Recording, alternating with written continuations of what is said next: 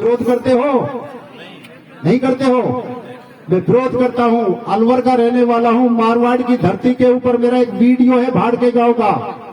सरेआम आपके इलाके के 50 मठ के मठाधीश बैठे थे, उसके नशे के विरोध में मैंने बोला है और निवेदन किया कि जो संत महात्मा अपने मठ में नशा करता है उसको दान मत दो।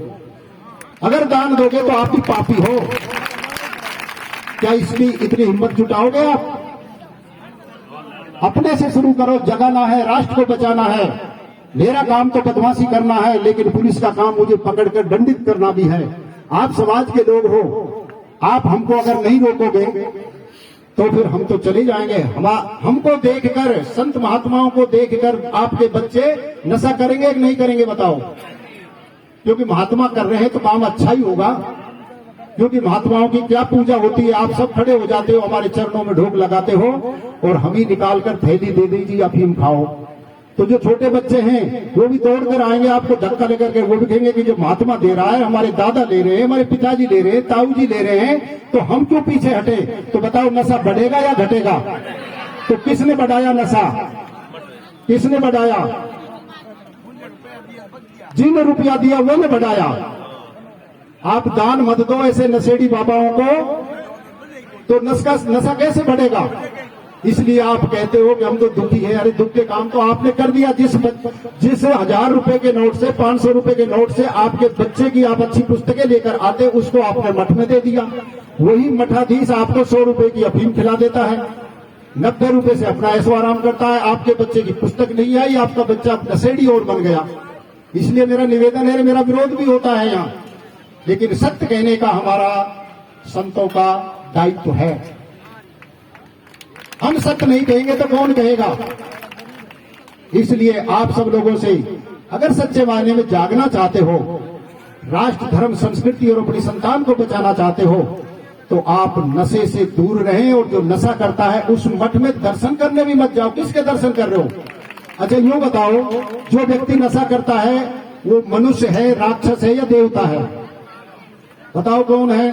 ऊंची आवाज में बोलो। पशु है, असुर है, राक्षस है, और उसी को आप दान दे रहे हो, तो आप कौन हुए फिर? आप तो नशेड़ी के बाप हो गए ना। इसलिए सावधान होना आपको पड़ेगा। बुरा लग जाए किसी को लगे तो, लेकिन जब जागरण की बात आ रही है तो हमारा कर्तव्य है आपको सत्य के साथ जोड़कर जगाना।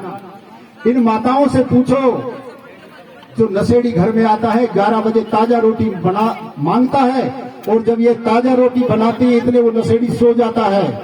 उसकी 4 बजे नींद खुलती है, फिर कहता है लाओ ताजा रोटी। इनसे पूछो कि नशे का दर्द सबसे ज्यादा मेरी माँ बहन बेटियां सहन करती हैं, छोटे बच्चे सहन करते हैं। इसलिए मेरा निवेदन है, नशा नाश की जड़ है, इसको अपने से शुरुआत करो तो हमारा जागरण सफल हो जाएगा। 2 ही बातें कहिए, कहने को अनेक बातें हैं। क्यों? कि जिसके अंदर तरह तरह की फैली हो बीमारी, कैसे बच पाएगी जग में हिंदू कौम बिचारी। इसको बचाने का दायित्व मैंने बता दिया, ब्राह्मणों का है, सन्यासियों का है, विद्वान लोगों का है। सत्य को जानकर और सत्य का प्रचार करना, सत्य से आप लोगों को समझाइश करना, सत्य का प्रचार करना, यही हमारा मुख्य कर्तव्य है। और हम ही अगर आपको अंधेरे में ले जाए, अज्ञानता की ओर ले जाए, पाखंड में फैला दें, तो फिर हमारा ये लाल पीले कपड़े पहनने का नाम संत नहीं है।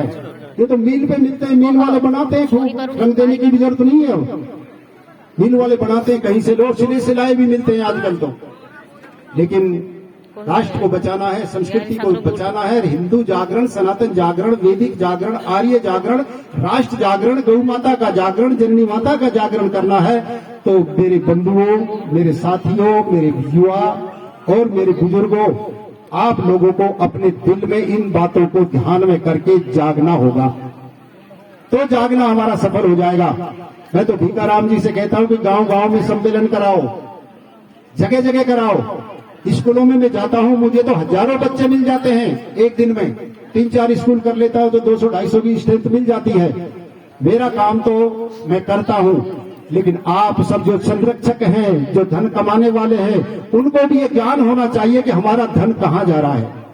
गौ माता की रक्षा के लिए अपना खूब दान करो, अपने बच्चों को पढ़ाने के लिए खूब अच्छे अच्छे ट्यूशन लगाओ, अच्छे अच्छे इंस्टीट्यूट में भेजो, बाहर भेजो, कहीं भी भेजो, अच्छे कपड़े पहनाओ, अच्छा भोजन खिलाओ, अच्छा काम करो। उस पैसे को आप जो नशे में बहा रहे हो, उसको आप अच्छी जगह दान देना शुरू कर दो, तो ये राष्ट्र बच जाएगा, ये जागरण सफल हो जाएगा। हम आप मिलकर ऐसे कार्यक्रमों के लिए कटिबद्ध होकर अपनी कमर को जिस तरह से कसकर चलते हैं, हमें कमर को कसकर चलना होगा और ये शुरुआत अपने से करना होगी, क्योंकि ये जमीन, ये धरती आप हम सब लोगों की है। और ये महलू तो ऐसी पवित्र, जैसा मैंने सुना है, महात्मा धर्मपुरी की वो निर्वाण स्थली है, जहां से अनेक लोग जो जिस तरीके से दुखी हो रहे थे, उसके दुख का हरण हुआ। तो मैं सोचता हूं कि आज ये सम्मेलन आपका भीखाराम जी सफल हो जाएगा। यहाँ जितने लोग आए हैं, ये सब लोग बुराइयों को छोड़ दें, समरसत्ता का एक भाव, एक जाजम पर बैठकर एक भोजन करें, एक जलपान करें, एकता के सूत्र में बने, हमारा भगवा ध्वज दुनिया का सर्वताज बन जाए, हमारा वेद का ज्ञान दुनिया को विश्व स्तर का दर्शन करा दे। यही हमारे जागरण का उद्देश्य है। आप सब लोगों से निवेदन है, अधिक ने बोलते हुए आप सब लोगों ने सुना, और इन माताओं को सतर्क होना पड़ेगा। शिक्षा का जो मूल प्रथम